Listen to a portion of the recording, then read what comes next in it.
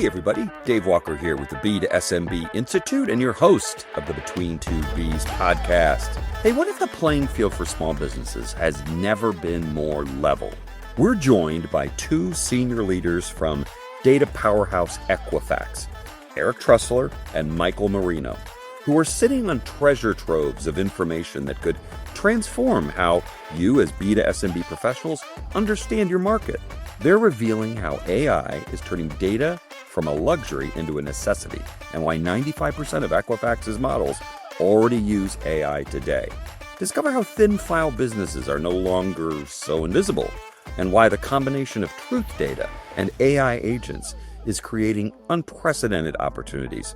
Are you ready to unlock the data advantage your SMB clients need? Hey, let's get into it.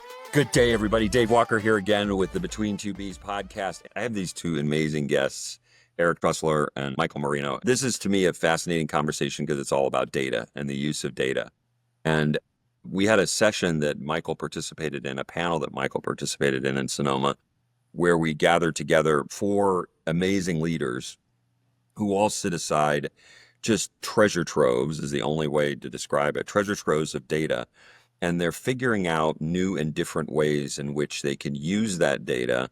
And they're really thinking about how AI can help them in extracting insights around data for their own marketing efforts, their own customer service operations efforts. In some cases, they're actually selling the data and offering it to partners. So this conversation is going to really be hopefully a meandering conversation about the uses and the applications of data, the opportunities and the challenges that it presents. So without further ado, Erik Trusler, welcome. Michael Marino, welcome. Either guy, jump ball, introductions of yourselves. I'm sure our audience would like to know. Thanks, Dave. My name is Michael Marino. I'm the Senior Vice President of Sales in our commercial division of Equifax. So our focus is companies that focus on the B2B market. That's who we're trying to provide that data that you were just speaking about and the different insights so that they can make great decisions to be able to bring their products to the perfect client in their marketplace, or to make decisions on whether to do business with that client at all, from a fraud perspective, from a credit perspective. That's really what my team focuses on. And just to talk a little bit about what you had spoken about there, it's a really exciting time for small businesses to be in the market because the playing field has never been more level.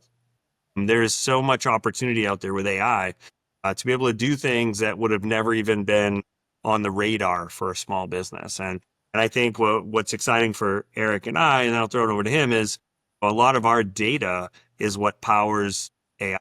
There really is an AI without data. And that's exciting because I think all of our data helps with the decisioning to make sure that people are making good decisions as they go forward. Because as it gets easier to do business, it gets easier for fraudsters as well. So it's exciting to be helping businesses prevent that as we go forward also. But I'll pause there and I'll throw it over to my friend Erik.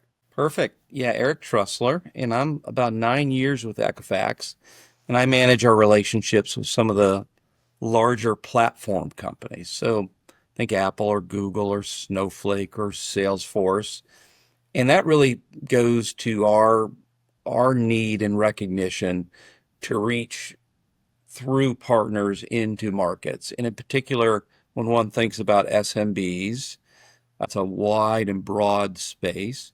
And our data powering platforms that help customers, help SMBs do what they do, which is trying to focus on their customers and solve their business problems.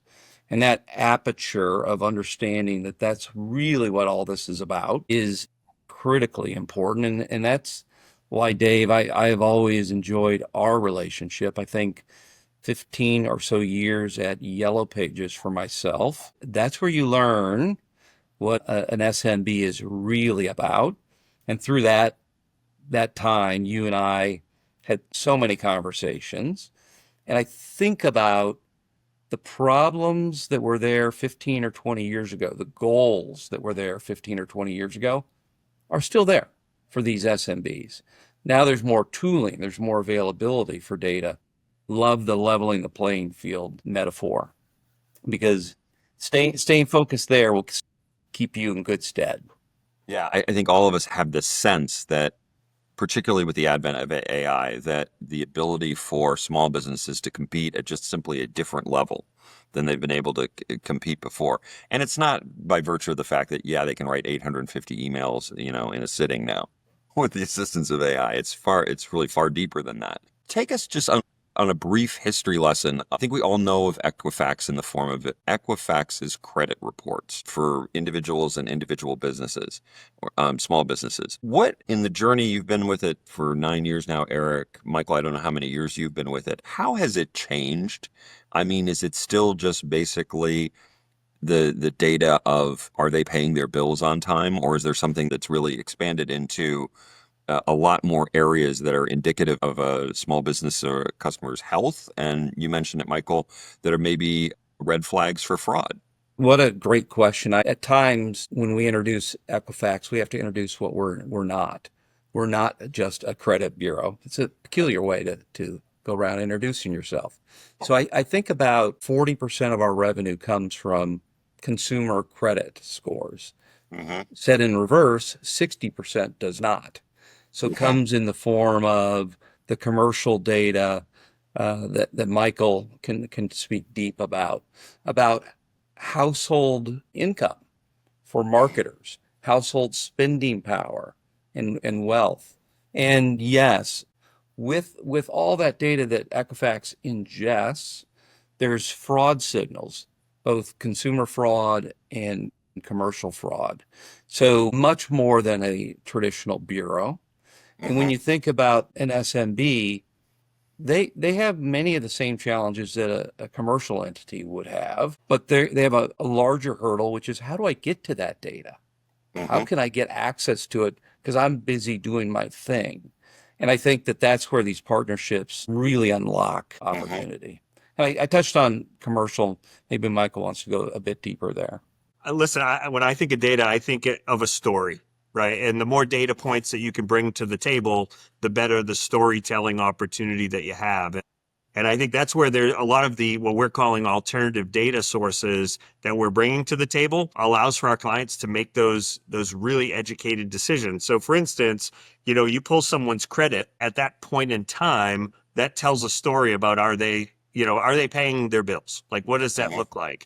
But you add other data into the mix, like merchant data that shares transactional volume of their store.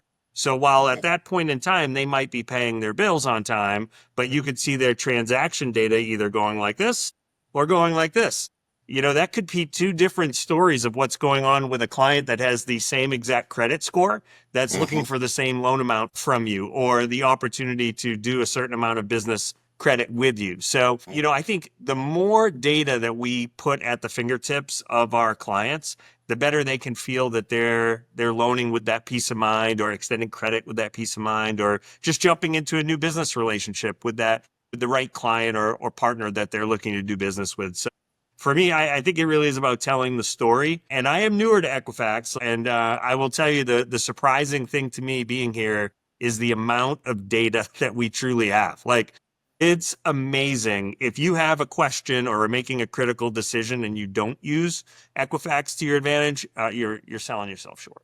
You mentioned telling the story, which I think is a great way to describe it. Do you find yourselves having to more and more now explain the data to your end users, to your small businesses, as in, looking at a credit score, a single number that's posted on the scoreboard is easy. It's on a scale of, 0 to 800, and higher is better. That's not hard to fathom. But you guys now are starting to really offer not just your own data, but blended data from other partners. And I want to get to that in a minute. But you guys are starting to offer more and more and more data that is revealing of insights. Do you have to train your customers to see those insights as well? On the commercial side of the business, the biggest challenges that our clients are facing is that thin file client. Maybe it's a brand new business. They haven't done much at all. So when they go to do a check and understand if they want to partner up, they don't have a lot of data out there. They're just a brand new business. They haven't done a lot out there. And I think in the past, you might do a credit check on that client and not get much data back, which then leaves you to decide on your own, what decision do I want to make here? And one of the things we're explaining to our clients, at least, is how a telco or how a utility bill could all of a sudden change that view of that client. Because when a business opens up their doors, they're always going to get that cell phone or that phone service or internet service. They're going to set up the utilities and the business name. They could have been in business for a long time before they ever even got a loan. And so there could be other data points out there that in the past might not have been considered. And it might have been what considered a very thin file where someone had to make a decision on an island. We're showing them other data points that if they're willing to put some value in a different part of the story or a different viewpoint, then it helps them make a decision that makes them sleep a little better at night. So yeah, I think we are having to explain a lot of different viewpoints of this data that is different than maybe what they were looking at years ago. I don't know, Erik, what do you think? I think that's spot on, and it actually spurs a thought. If you think about some of our historical motions as we work with clients and partners, they might have a data science team, and they might have folks that are ready to write some SQL and things like that. Well, that's not the vast majority of businesses in the United States by any stretch. And so one way in which that can get resolved or make the data more approachable is through partnerships, for sure, that have more scale in the mid and down market. But in addition, the advent of AI and agents, I think, is really exciting, right? Because then data, truth data, and that's generally what Equifax is providing, can be approachable in a much more human, prompt sense. And interestingly, done right, it can be a two-way street. Equifax learning more as SMBs make prompts of data and us seeing what those prompts are in the illumination of use cases and the illumination of, wait a sec, if we would just take a little of this data and bring another asset to bear, even a broader set of questions could get answered. So to me, it's bringing truth data broader down market, but the feedback loop is terribly exciting, quite frankly, for us. Yeah. How do you staff that, guys? Who are the subject matter experts that can kind of look at that interaction with AI agents and really start to reveal the feedback loop, starts to reveal more deep opportunities to enrich what you're offering? Who does it, I guess? I'll take one stab. Maybe Michael can expand on it. I would say early days for us, for sure, because it's such a new muscle, right? To learn from your client in a real way about what they're doing. Not when you're talking to, big bank, top 5 bank. Those dialogues are simple because they're one-on-one. And Michael leads a team of sellers and business development and very direct client interaction. So we'll do a little yin and yang and hand off to how you're thinking about this, Michael. As I've been, on my learning journey here, AI isn't new to Equifax. AI has been around for a while in different forms, right? Like it's just coming. Now we're thinking robots and self-driving vehicles, right? In the past, it was machine learning. And when we think about what we're really good at here at Equifax, we're really good at reports and scores and data. And my understanding is that 95, almost 100%, and Erik, you can keep me honest on this data point, of our models use AI already today. So when we think about like who's going to be doing it for us, it's a matter of putting AI technology in certain places where that AI isn't just doing the large language model analysis, but it's also making decisions and helping get to that next level that the next layer of AI is supposed to do. Now, when we talk to our current clients or potential clients, we hear all sorts of things. I mean, many of them, when they're thinking of AI in their business, they're thinking of, hey, you can't open a job description or a job requisition until you've thought if AI can do this job for you. So like how it's going to change the market. And I know when we were at the fantastic retreat in Sonoma, I mean, the different AI learnings that were coming out of there that I think were shocking some people in the crowd at how easy it was to do things leveraging AI tools that are out there that are not cost prohibitive anymore is going to be a game changer. So I'm excited that at Equifax, we've been ahead of the curve because we've been doing it. We have the robots, but we're not at the level where we're going to be, in the years to come, leveraging that to just allow for our clients to just make lightning quick decisions.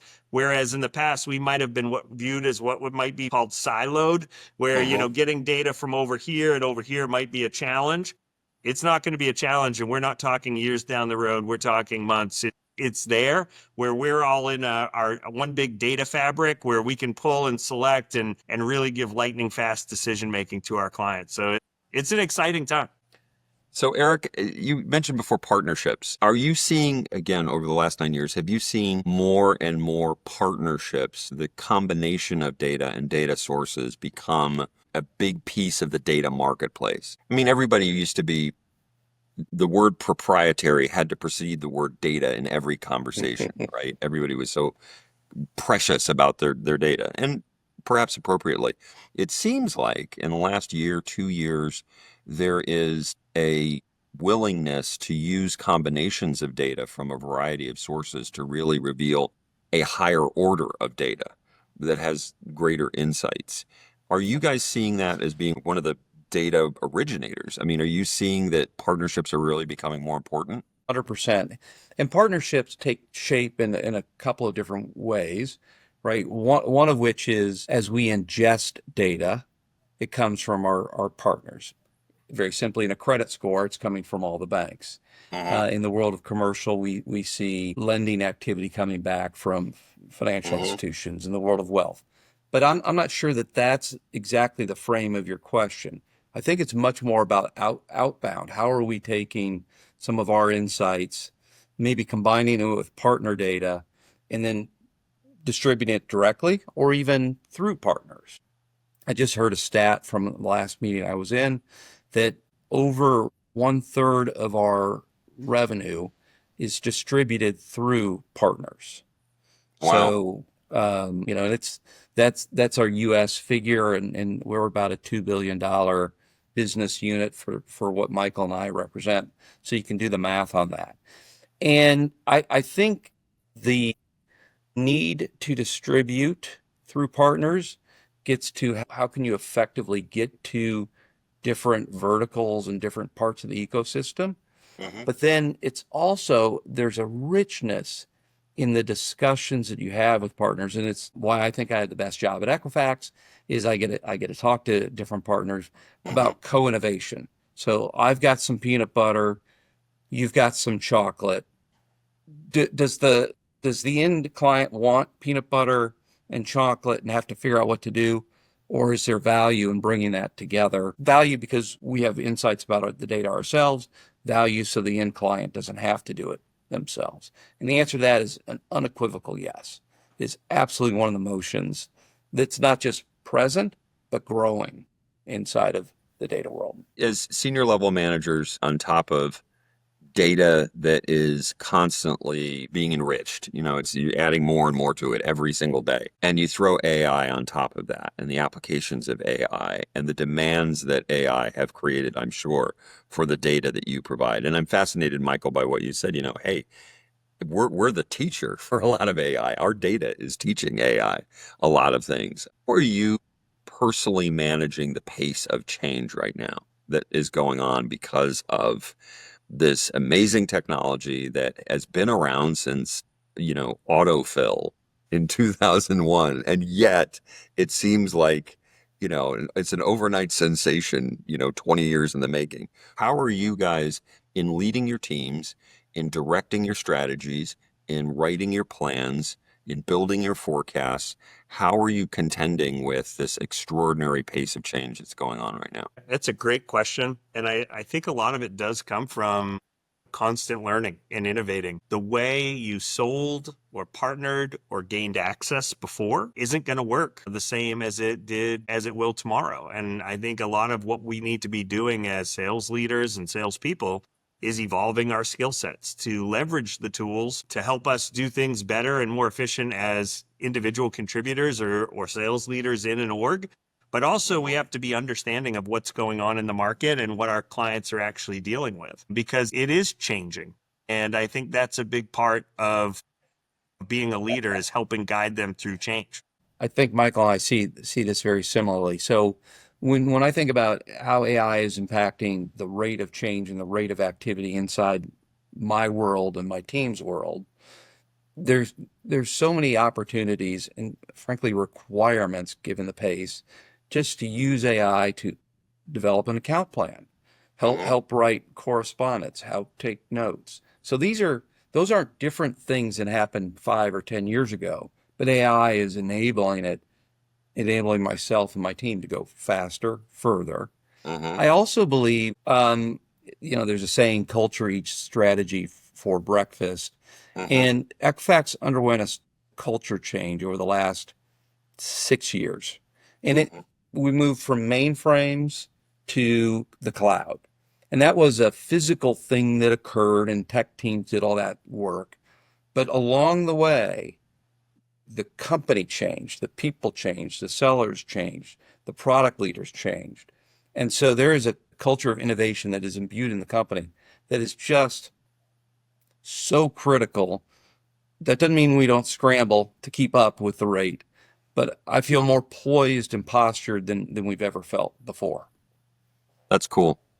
Guys, this has been terrific. I appreciate you doing this. I think that it's important that our whole community of small business leaders really do understand the wide variety of data and data input points that they can create in trying to target this incredibly fragmented community of small business owners. And then for the small businesses themselves, I think that the lessons that you guys can offer in the form of how to use data more effectively, I'd love for you guys to come back and talk about those kinds of playbooks that you're running to educate small businesses. Very simply, something that early on in building BizHive that I didn't realize was as critical as it was checking the credit worthiness of businesses that we were writing major contracts with.